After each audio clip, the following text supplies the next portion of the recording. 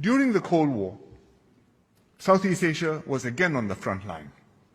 The region was split between communist and non-communist states. Vietnam became the battlefield for a proxy war between the two camps. Meanwhile, China supported communist insurgencies and promoted armed revolution in the non-communist countries, including Malaysia and Singapore. This was the backdrop when the 5 non-communist countries in Southeast Asia, Indonesia, Malaysia, Singapore, Philippines, Thailand, came together to form ASEAN in 1967. It was a remarkable act of statesmanship. Several of the partners had a recent history of conflict with one another, and the wounds had yet to heal fully.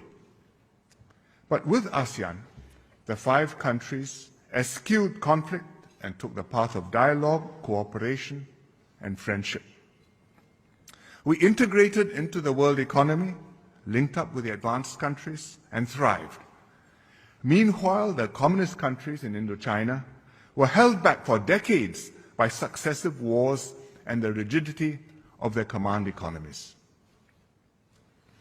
After the Cold War ended, the US became the sole superpower.